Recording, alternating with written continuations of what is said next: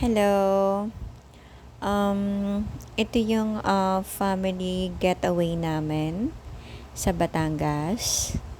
So, ito yung pupunta kami doon sa Santo Niño Chapel, Monte de Maria.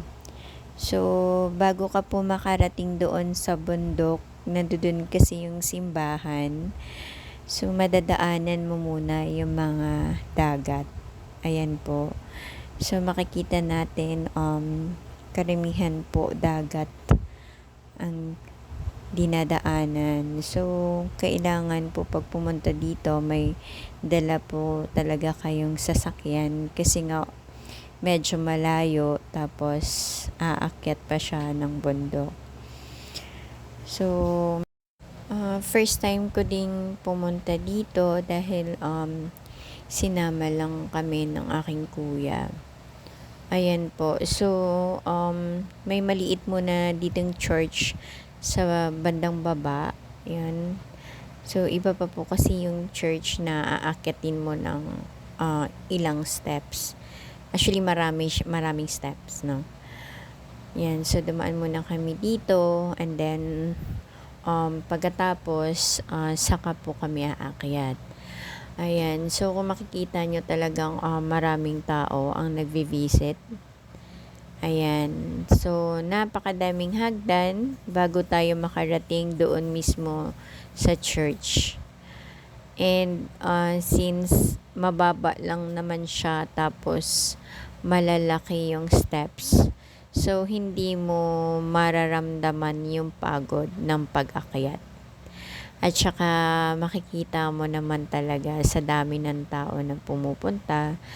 So, na-excite kang tingnan kung ano meron doon mismo sa church na yon. Ayan, so lahat nag-enjoy kasi nga halos first time namin lahat makarating dito. Habang papalapit kayo ng papalapit doon mismo sa church, so mafe-feel mo na yung lakas ng hangin. Alam mo yung sobrang fresh, tapos kasabay pa nun yung alon ng dagat. So, napakaganda nitong place na to.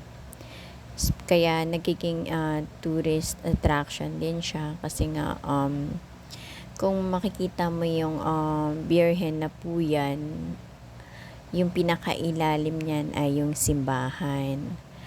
Tapos may hagdan yan papunta sa taas.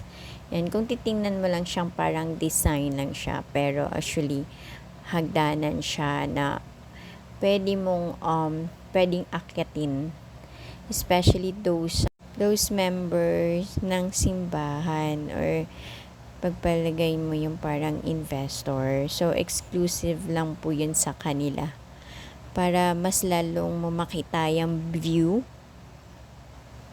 ng city. Ayan nga po, ayan, medyo malapit na po kami sa pinakatuktok. Ayan. And then, yun nga, pwede mo ring ikutin to, yung buong simbahan.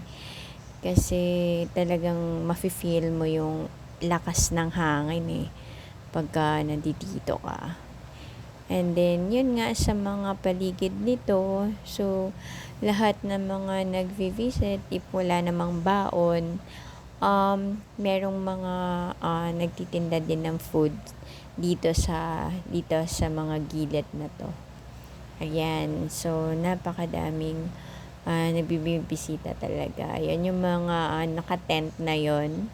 So, pwede pong kumain. And yung iba nga, yung mga fast food chain, meron na talaga silang nilagay dyan.